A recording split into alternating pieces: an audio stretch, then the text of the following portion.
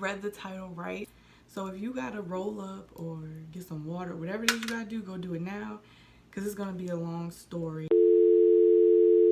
While you're doing that, I'm gonna just tell you a little bit about my shirt that I'm wearing. It does say KKK, but it stands for Kings Killing Kings. One of Perry's friends has a t-shirt line. This is a shirt I really like. It's really good material, and also he has his Instagram on the inside, which I think is really cool. I'm gonna link his Instagram right here if you want to go check it out and see what you think. Yeah, like, I love t-shirts. I thought about doing a t-shirt line, but I saw something recently, graphic rolling trays, and I thought that was really tight, so I really want to look into that because I think that's pretty cool too. Also, I didn't do an unboxing because I was really excited, but Boo got me a new laptop to edit. Oh, the screen is so dirty. Look at my baby. So this is the HP Envy 360. We got it from Best Buy. He really was just like, get the one you want. But she said the graphics are really good on it, and I needed something with space so I can actually keep my videos. Thanks, Boo. I forgot to do an unboxing because I was so emotional and excited, but I think I'm gonna do a laptop tour, but that's for another time. Are you rolled up? Are you ready? Are you ready for this story time? That?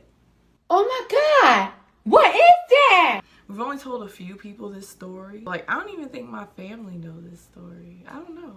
Okay, so I'm gonna do my best not to this up. He decided to join us,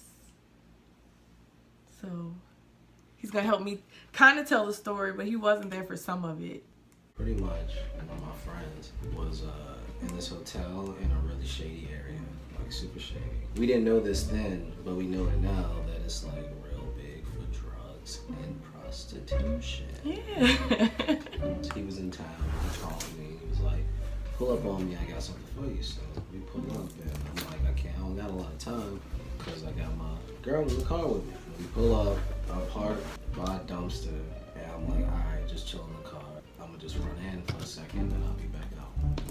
I run in, we up there talking, laughing about the like that. Literally like 5 minutes being up there. One of the dudes who hang out, It felt longer, I ain't even gonna lie. with the group of people, he comes running. I'm talking about like, okay, you ever seen a nigga do something they know they wasn't supposed to do, but they feel like they got away with it? So like, that's what his face was smiling. Oh, for real? Yeah. I didn't know that. So he was like, boy, people was, I just took off running. And they were like, why you took off running, dude? Like, now why would you take off running and lead them back here to the room that we all in? He like, oh no, we good. They ain't even see me. They ain't even see me. Niggas like, man, you dumb, but like, ain't nobody knocking on the door, so we cool. I get what I gotta get. We see buku blue lights. We like, oh, them boys must be in the parking lot looking for y'all niggas. I'm like, oh, stupid. Next thing you know, I'm like, man, them lights stationary. Somebody looked in the window, go peep. They over there by your car, man. I was like, bro, what? I come outside. I see they ain't got Jade out the car. It's about 5, 6 cops. Cars. No, baby, it wasn't. Yeah, it was like 4 cars that pulled up on me. It was 3 cars. By the time you got out there, it was 3.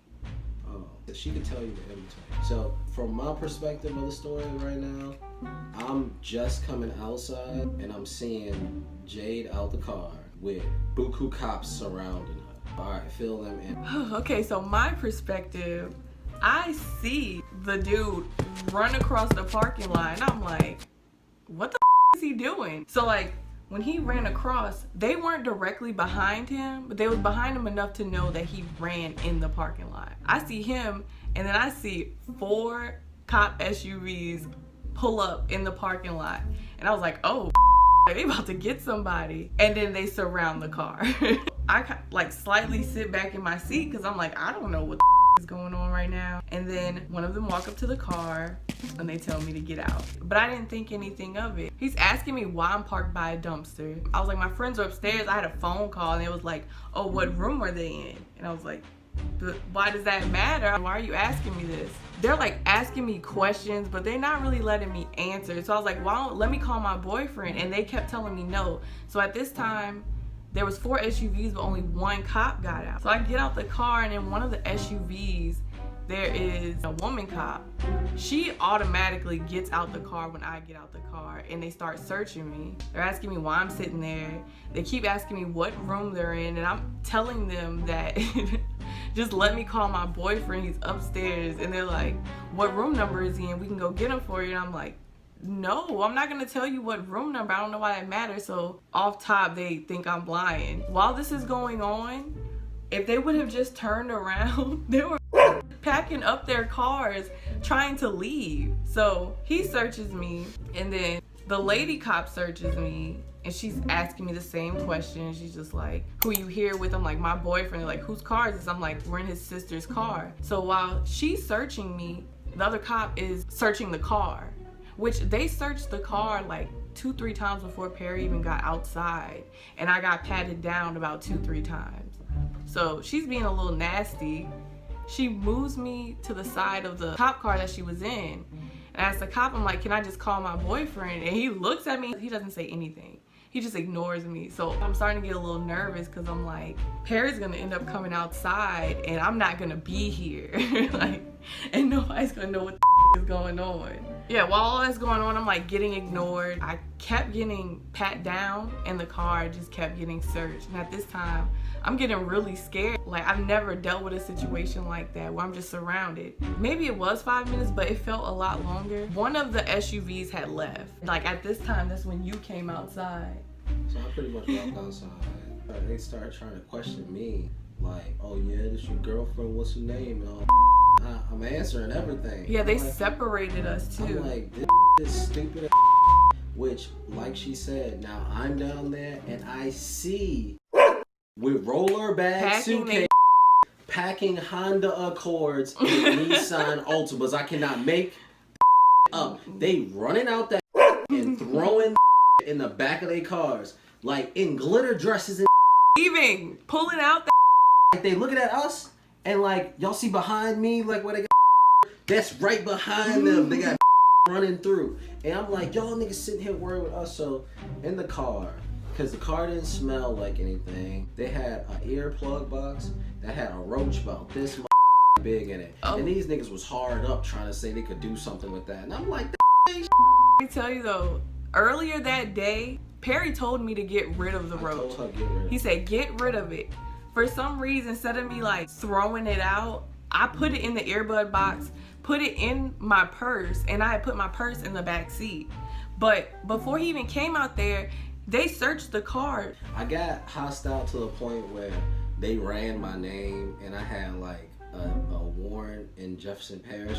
That was a traffic ticket. It was a traffic ticket. They was like, we could bring you in for this. They was like, you might want to calm down. But I'm like, y'all only doing this because y'all niggas up. Y'all couldn't find anything. At the end of it, we literally talked with these attitudes changed. Like once they realized they was being a whole lot nicer about the questions and oh, where you work and all this dumb yeah. He was like, you smoked weed today? I was like, yeah, I smoked weed today. I ain't smoked weed in the last few hours though. I'm like, he has to smell my fingers and I was like, you want to do that for? Never asked him what room he was in, none of like it was all some bull. At the end of it, they was like, y'all need to be safe and be more careful or y'all shouldn't even be in this area. Like, what the you were ready to bring somebody you saying shouldn't be in this area to jail just a couple minutes ago. Bruh, and so they wrote me a ticket for the roach. So we go to the court date. She can't find anything. She can't find the ticket at all. Oh, boy. She was just like, well, let me set another date for you. I think we was like, okay. And we just left. And which, I got a quick So one time I'm going to work. I had a vintage Iron Man metal lunchbox that I used to keep all my weed stuff in. I gotta drive all the way out, like deep out somewhere. This is when I was working security for movie sites and TV shows and I'm literally like 15 minutes away from where I gotta be. I get pulled up. And you know what the craziest thing is? When I know I'm speeding, but I ask the cop why he pulled me over and it's a different reason. And I'm like, oh, he was gonna get me no matter what. I had an airsoft pistol on my front seat. The cop come to this side, and then another cop come on the other side, because you know, of course, another cop car. He like, whoa, is that loaded? And I'm like, that's an airsoft pistol. He was like, okay. And then he pick it up with 2 fingers like it could go off. Like, I'm sure you saw how light it was. Then he put it back down. Yeah. He like, oh, okay. They fucking start searching my car. Yeah. They like, your car smells like weed. Like, so right now, you can just tell me if you got any weed in the car now. So I'm like, no matter what, I'm about to get in trouble. So Yeah. like, here, cop, he opened up the lunchbox. He go, that's a nice lunchbox. And he looked. He go, he hold up the lunchbox, point to the Asian dude and go, look, and give him a thumbs up. They write me a citation. I get simple possession, which I had over an ounce. I get the ticket, I come, get dropped off, and drive my car back to work. I go to court. When nigga, I go to court, you dress nice, and I give the dude, I'm like, I give him my name. I think this is where I'm supposed to be. And the nigga can't find it. I give the nigga my social, he can't find it. I give the nigga my birthday, he can't find it. He go, wait 1 second. I'm like, no, you're good. And I walk clean up out that. Like, nope. Which means them niggas just took my weed, smoked it, ripped they ticket up. Like, y'all could have just been like, here, nigga, give me that weed and get the out of my face. Yeah. Yeah, that's my story time of when I almost got arrested for prostitution. Almost.